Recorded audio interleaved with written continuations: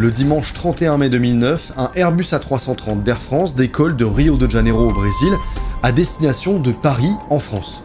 À son bord, 228 personnes s'attendent à un vol de nuit tranquille, traversant l'Atlantique pour rejoindre l'Europe. Mais ce vol de routine va prendre une tournure tragique. Dans les premières heures du 1er juin, le vol AF447 disparaît des radars au-dessus de l'océan Atlantique.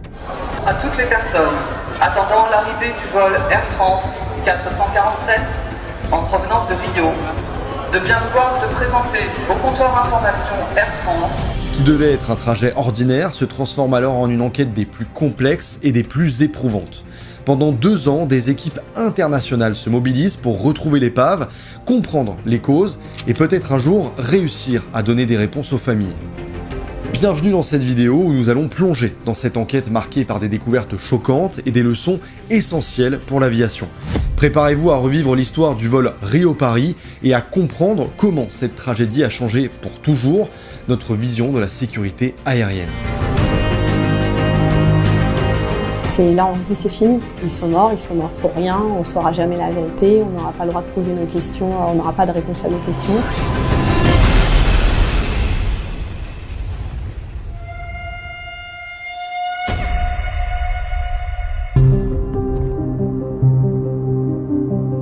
Il est 19h à l'aéroport de Rio de Janeiro et l'effervescence commence pour le vol AF447 qui s'apprête à traverser l'Atlantique en direction de Paris. Les passagers embarquent un par un, des familles, des voyageurs d'affaires, des touristes. Ce vol de nuit de 11 heures les attend. Parmi les 216 passagers à bord représentant 32 nationalités différentes, certains s'apprêtent à rentrer chez eux, tandis que d'autres sont impatients de découvrir la France ou d'autres horizons. 12 membres d'équipage veilleront sur eux durant cette traversée transatlantique, 9 hôtesses et stewards et 3 pilotes. Aux commandes, il y a le capitaine Marc Dubois, un pilote expérimenté de 58 ans avec plus de 11 000 heures de vol, dont 1700 sur cet Airbus A330. Il connaît bien ce trajet, ayant déjà fait la route Rio-Paris 16 fois. À ses côtés, 2 copilotes, David Robert et Pierre-Cédric Bonin, qui l'assisteront tout au long du vol.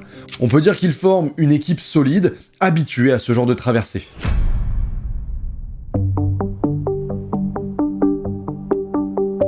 Pour situer un peu, je vous apprends rien, mais Air France, c'est la compagnie aérienne emblématique de la France.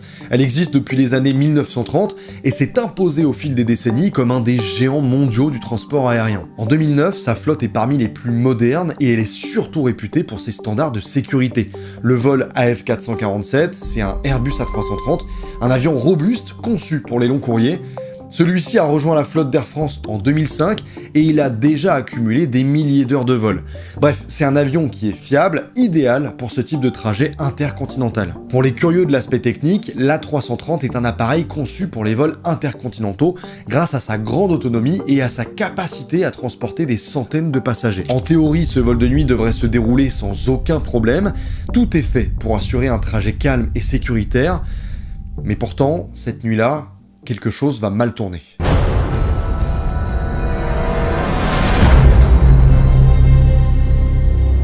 Le vol AF447 décolle de Rio sans encombre. Tout se passe comme prévu, il traverse le ciel brésilien, poursuit son cap en direction de l'Atlantique, et à 1h35, le commandant Marc Dubois contacte une dernière fois le contrôle aérien avec un simple message. Récif, Air France 447. Good evening. C'est la dernière communication humaine provenant de l'avion. À ce moment-là, tout semble normal, mais il faut savoir que lorsqu'un avion traverse l'Atlantique, il quitte rapidement la zone de couverture des radars terrestres qui s'étend à environ 400 km des côtes. Ensuite, pendant plusieurs heures, il devient invisible pour les contrôleurs aériens. Sur cette portion de la traversée, les avions ne communiquent qu'occasionnellement via des messages radio haute fréquence, souvent perturbés par des phénomènes dans l'atmosphère, causés par des orages ou l'activité solaire qui brouillent les ondes radio. Des systèmes automatiques comme l'ACARS envoient également des données de maintenance par satellite. Une fois hors de portée du radar brésilien, l'avion est censé réapparaître sur les écrans du radar de Dakar au Sénégal après environ 3 heures de vol. Mais cette fois, l'avion ne réapparaît pas. Quand il doit établir le contact avec les contrôleurs sénégalais, rien ne se passe. Pas de message, pas de traces. Pourtant, à ce moment-là, personne ne panique vraiment. Ce genre de silence peut arriver, Un problème de communication, une antenne qui capte mal, bref, rien qui alarme immédiatement. La phase INSERFA, ce qu'on appelle la phase d'incertitude, est alors déclenchée. C'est la première alerte, elle signifie que quelque chose cloche, qu'il faut surveiller la situation de près. Mais les minutes passent, puis les heures. À 3h45, le centre de contrôle de Sal, au Cap-Vert, ne voit toujours rien sur son radar.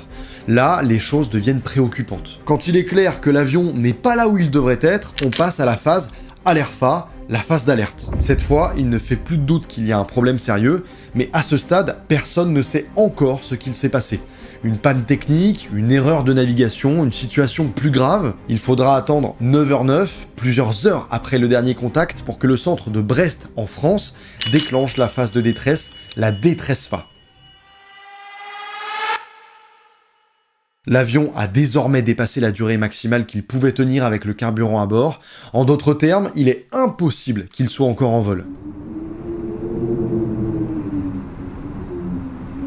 C'est le niveau d'urgence le plus élevé, les secours se mettent alors en marche.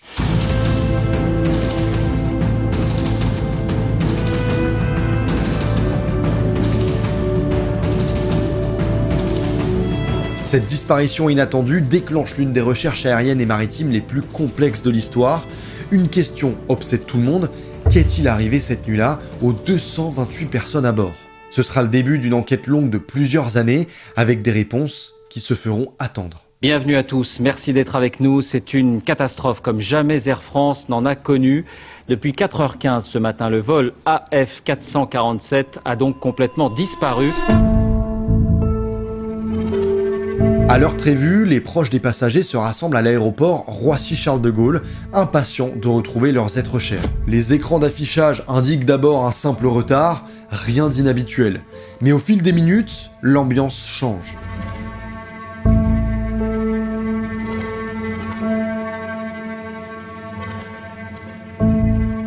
Un message finit par résonner dans tout le hall.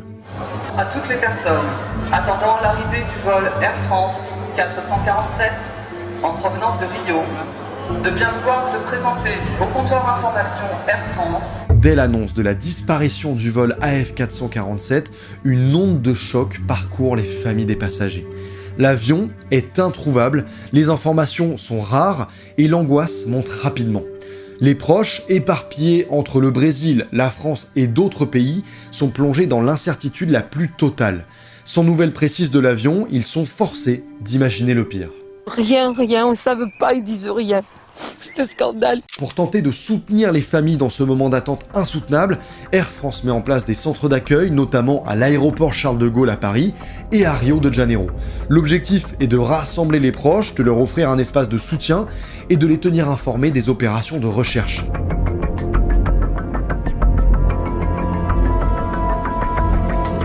Mais malgré les efforts de la compagnie, beaucoup de familles se sentent délaissées et frustrées car les informations concrètes tardent à venir et le silence autour des recherches devient lourd. Avec Jean-Louis Borloo, Bernard Kouchner et Dominique Bussereau, nous venons de rencontrer longuement les familles qui sont extrêmement dignes et courageuses. Je leur ai dit la vérité, c'est-à-dire que les perspectives de retrouver des survivants sont très faibles. Les gens essayaient de se rassurer les uns les autres. Et lorsque M. Gourgeon est passé en fin d'après-midi pour nous dire « voilà, on ne retrouve pas l'avion, rentrez chez vous », là, effectivement, le sol s'est effondré.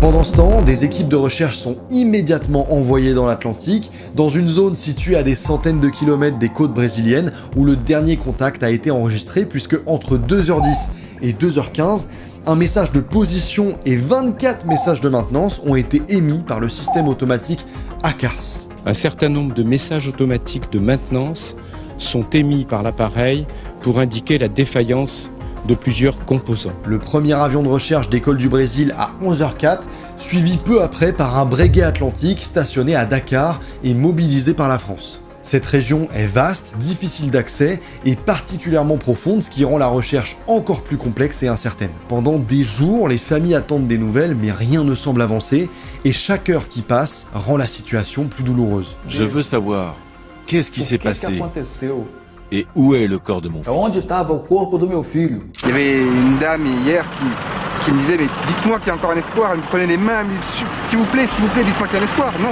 il y a... voilà, enfin, je dis à mon avis il n'y a plus d'espoir, mais voilà.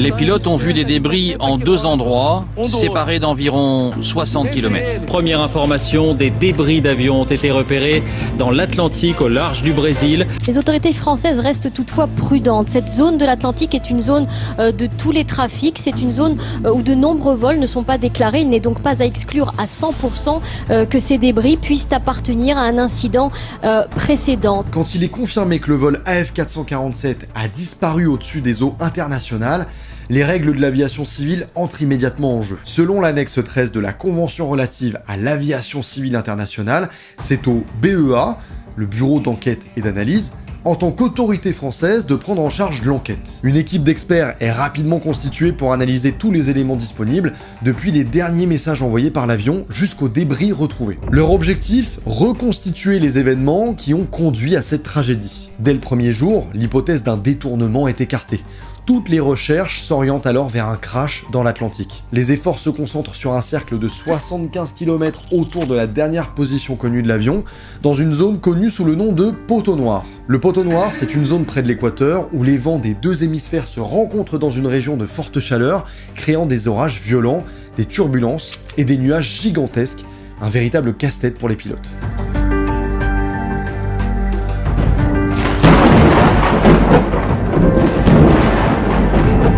Avions français, brésiliens et américains, ainsi que des navires militaires et scientifiques sont mobilisés pour fouiller cette vaste étendue d'eau. La France déploie notamment le Pourquoi pas, c'est bien le nom du bateau, et c'est un bateau océanographique équipé pour explorer les grands fonds et les sous-marins nucléaires d'attaque Émeraude. C'est ici que des experts de renommée internationale entrent en jeu. Vous vous souvenez peut-être de mes vidéos sur le Titanic et les explorations du Titan où j'avais évoqué Paul-Henri Narjolet, surnommé Monsieur Titanic pour son rôle majeur dans l'étude de l'épave du célèbre paquebot. Ce même homme, fascinant par son parcours, a aussi joué un rôle clé dans l'enquête sur le vol Rio-Paris, mettant à profit son expertise pour localiser les boîtes noires de l'Airbus A330. Une autre mission où il a su allier passion et prouesse technique. Pourtant, malgré tous ces moyens, retrouver l'épave dans cette zone immense et profonde, parfois plus de 4000 mètres de profondeur, se révèle être une mission extrêmement difficile. 10 000 km² de fonds marins vont être explorés.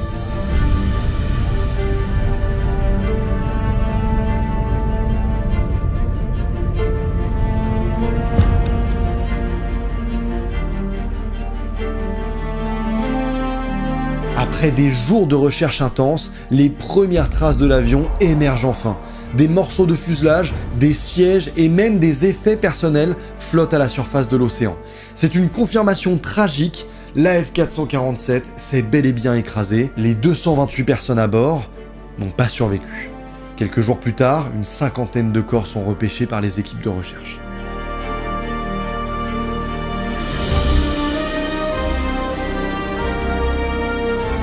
Mais malgré ces trouvailles, une partie cruciale de l'enquête reste manquante, l'épave principale, et surtout les boîtes noires qui contiennent les enregistrements des derniers instants du vol. En l'absence presque certaine de survivants, l'objectif prioritaire des enquêteurs est de récupérer les fameuses boîtes noires pour comprendre ce qui s'est passé. Ces dispositifs sont équipés de balises acoustiques appelées pingers, mais leur autonomie est limitée de 30 à 40 jours. Une véritable course contre la montre s'engage pour les retrouver. C'est une course contre la montre qui est engagée dans des conditions météorologiques extrêmement difficiles et dans une zone où les fonds marins peuvent atteindre 7000 mètres. Je me permets d'ailleurs de vous dire qu'il y a un film très intéressant lié à tout ce milieu, qui s'appelle tout simplement La boîte noire avec Pierre Ninet. Si vous l'avez pas vu, je vous le conseille fortement, il est génial. Pendant la phase de recherche des boîtes noires, les équipes avaient détecté des signaux acoustiques sous-marins qui, à première vue, semblaient provenir des pingers des boîtes noires. Cependant, après des analyses approfondies, il s'est avéré que ces signaux ne provenaient pas des boîtes noires de la F447, mais de certains équipements utilisés par des navires de recherche eux-mêmes. Ce faux espoir a fait perdre un temps précieux car chaque signal détecté devait être analysé et confirmé avant de pouvoir être écarté. Très probablement, le sous-marin a enregistré des sons qui venaient de l'intérieur du bateau, très probablement un opérateur qui se faisait l'oreille sur un enregistrement de pinger. Et on ne sait pas ce qui va se passer après, on ne sait même pas si on va pouvoir continuer à faire les recherches parce que ça coûte cher. Les recherches acoustiques s'arrêtent en juillet 2009 sans résultat. Le BEA, avec l'aide d'experts, revoit alors sa stratégie. En mars 2010, une troisième campagne est lancée pour cartographier le fond marin à l'aide de sonars, mais elle se solde également par un échec. Les scientifiques découvrent que les courants marins dans cette région sont imprévisibles, rendant encore plus difficile l'identification de la zone où pourraient se trouver les débris. Malgré cela, les équipes persistent et en mai 2010, près d'un an après l'accident, une avancée majeure survient. Les boîtes noires sont localisées dans une zone de seulement 5 km de rayon, mais elles restent hors de portée des moyens disponibles. Tous les jours, on appelait pour savoir alors où est-ce qu'on en est, est-ce que vous avez trouvé, est-ce qu'on avance, où en êtes-vous? Donc on appelait, je sais pas, je pense que tous les journalistes devaient appeler plusieurs fois par jour. Il y avait cette espèce de pression permanente de savoir est-ce qu'on a trouvé. Pendant ce temps, les premiers rapports d'enquête pointent du doigt un facteur technique majeur, les sondes Pitot. Ces capteurs, responsables de mesurer la vitesse de l'avion, auraient gelé à haute altitude fournissant des données erronées aux pilotes. Bien que ces sondes soient connues pour leur vulnérabilité au givre, les améliorations nécessaires n'avaient pas été faites à temps. À partir du moment où c'est un trou qui se balade dans l'atmosphère, il récupère des choses. La dépense qui paraissait superflue, inutile, exagérée avant devient il faut faire quelque chose, donc on y va. Un risque possible et une dépense certaine. En France, la famille de Robert Soulas, qui a perdu sa fille et son gendre dans l'accident, devient une voix centrale parmi les familles des disparus. Robert, enseignant à la retraite, est déterminé à comprendre ce qui a causé l'accident et à s'assurer que justice soit rendue. Ce tragique événement transforme sa vie, le poussant à s'investir corps et âme pour obtenir des réponses tant pour lui-même que pour les autres familles concernées. Robert Soulas prend la tête d'un collectif de familles des victimes et travaille avec des avocats pour déposer plainte, cherchant à pousser plus loin les investigations sur les causes techniques et humaines de l'accident. Car encore une fois, on ne nous dit rigoureusement rien. C'est vous qui nous apportez les informations. En 2011, il obtient l'ouverture d'une enquête judiciaire en France pour homicide involontaire. Il critique régulièrement les réponses jugées incomplètes et parfois contradictoires des autorités et d'Air France, appelant à plus de transparence dans la gestion de cette enquête complexe. La compagnie, puisque vous évoquez ce problème-là, est à des milliers de kilomètres de l'avion. Elle ne peut pas, elle, prendre une quelconque décision en la matière. Il y a totale délégation au nom de la sécurité, et parce que le commandant de bord est maître de cette sécurité, c'est le commandant de bord qui va prendre la décision. En parallèle, il se bat pour que le monde n'oublie pas cette tragédie, multipliant les démarches médiatiques et les rencontres avec les autorités. Au fil des années, Robert Soulas devient un pilier pour les familles touchées par l'accident, rassemblant les proches dans cette quête de réponse et maintenant la pression sur les autorités pour que la lumière soit faite sur les circonstances exactes de la disparition du vol AF447. Une décision des pouvoirs publics français au mois de septembre pour lancer ou non une 4e phase de recherche en fonction des analyses que nous ferons pendant l'été.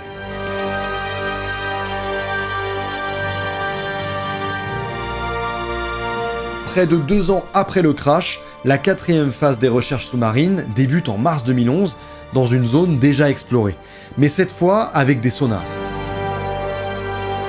Le 2 avril 2011, à une profondeur de 3900 mètres, l'épave de l'avion est enfin localisée.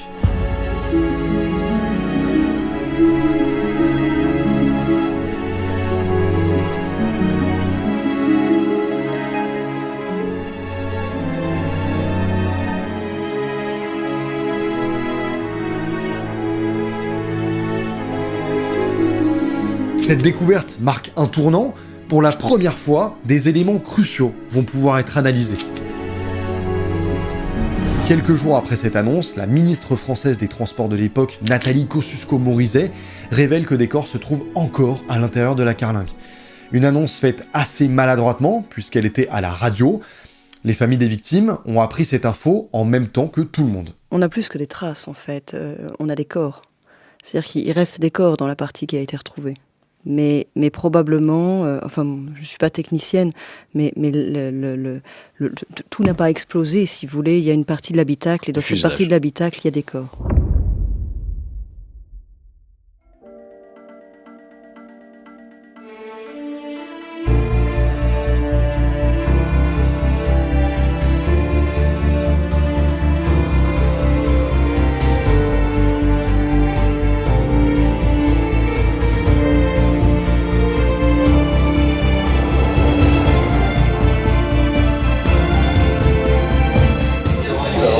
C'est ça. C'est bon ça. C'est ça, hein.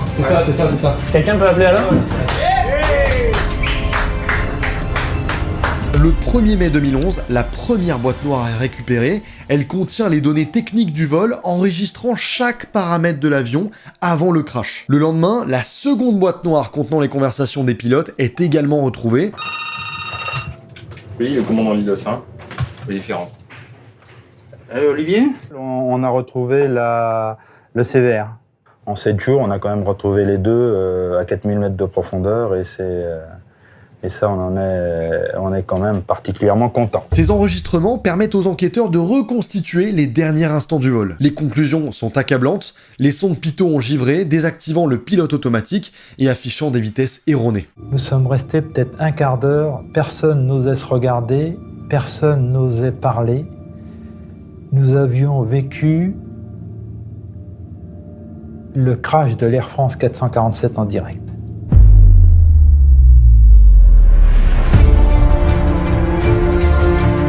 Alors que l'Airbus A330 traverse une zone de turbulence au-dessus de l'Atlantique, les sondes Pitot, ces capteurs qui mesurent la vitesse de l'avion, se bouchent à cause du givrage. Ce phénomène, bien que connu à l'époque, reste mal compris par la communauté aéronautique. Vous foncez en quelque sorte à 850-900 km/h, 2 minutes, vous faites 15 km.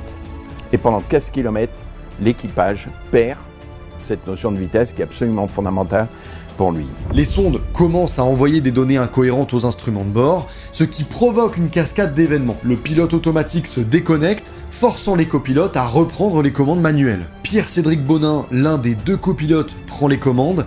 Déconcerté par les alarmes qui retentissent et la perte des informations de vitesse, il tire sur le manche, cabrant l'avion. Ce geste, sans doute instinctif, augmente l'angle d'attaque de l'appareil, une manœuvre qui va progressivement conduire au décrochage. Un décrochage, c'est une situation où l'avion perd soudainement de la portance, cette force qui le maintient en l'air. Pour qu'un avion vole, l'air doit circuler de manière fluide au-dessus et en dessous des ailes. Mais si l'angle d'attaque, donc l'angle entre l'aile et l'air qui arrive, devient trop élevé, l'air ne peut plus circuler correctement et l'aile décroche. L'avion commence alors à perdre de l'altitude. La manœuvre pour sortir de cette situation est contre-intuitive. Au lieu de tirer sur le manche pour faire remonter l'avion, il faut au contraire pousser le manche pour abaisser le nez et réduire l'angle d'attaque. Ça permet à l'air de recirculer normalement autour des ailes et de rétablir la portance. Malheureusement, dans ce cas précis, ce geste n'a pas été effectué. La réponse à l'avertisseur de décrochage, ça doit être quelque chose de fondamental que tous les pilotes doivent savoir tout le temps, dès le premier jour.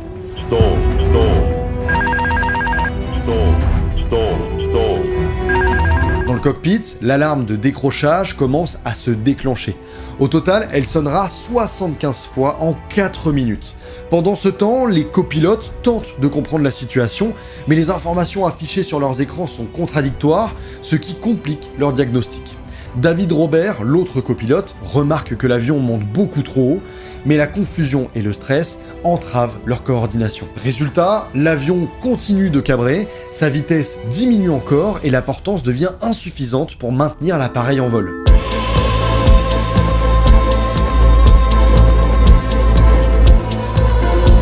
La situation est critique.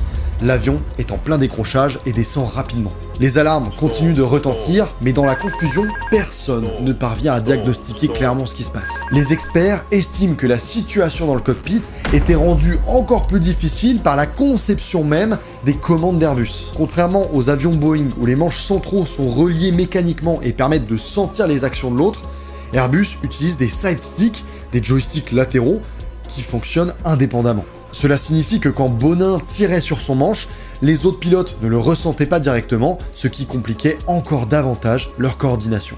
De plus, bien que les sondes Pitot aient déjà montré des faiblesses, peu de mesures avaient été prises pour préparer les pilotes à des scénarios similaires. Au cours de l'année précédant l'accident, 12 incidents liés au givrage des sondes avaient été signalés. Certains pilotes instructeurs avaient même demandé des simulateurs mieux adaptés pour s'entraîner à ce type de panne. Mais à l'époque, rien n'avait changé. Dans les dernières secondes du vol, l'avion descend à une vitesse vertigineuse de 11 000 pieds par minute, ce qui fait environ 3300 mètres par minute. Une descente contrôlée, c'est comme dévaler une pente douce à vélo. Ce qu'a vécu la F447, c'est l'équivalent de tomber d'une falaise. À 2h14 minutes 28 secondes, soit 4 minutes 30 après le givrage des sondes, l'Airbus A330 percute l'océan Atlantique à grande vitesse, entraînant la mort des 228 personnes à bord.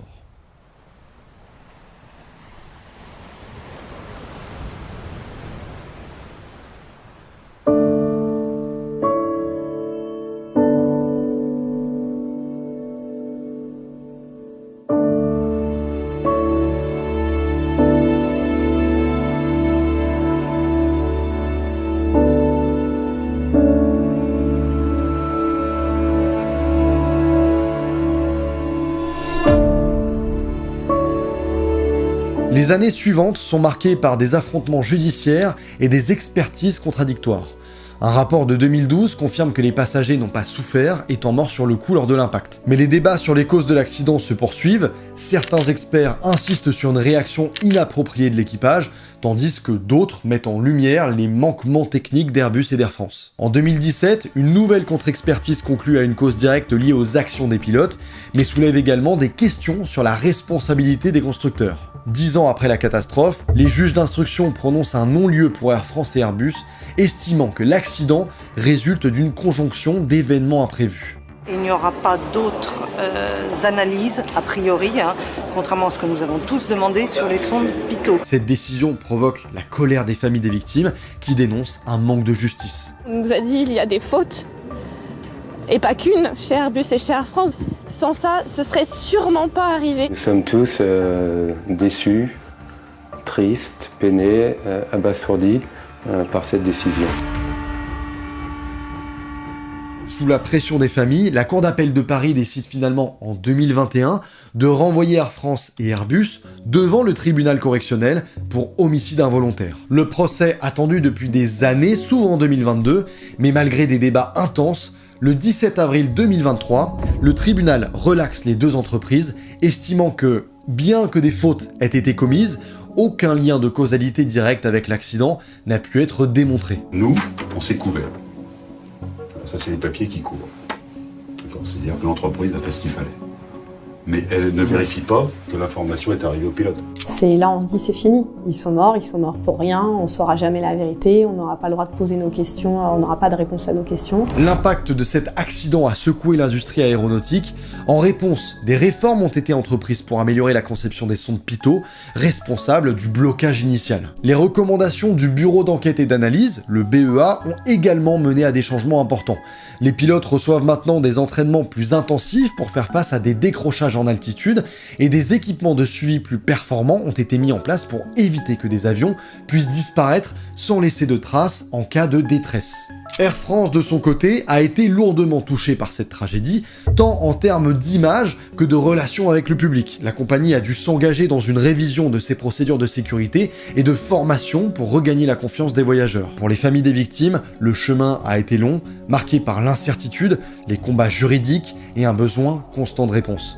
Leur mobilisation a été essentielle pour pousser à des changements et faire en sorte que ce drame serve à sauver des vies à l'avenir. Merci d'avoir suivi cette vidéo, n'hésitez pas à partager en commentaire vos impressions et à vous abonner à la chaîne si ça n'est pas encore fait.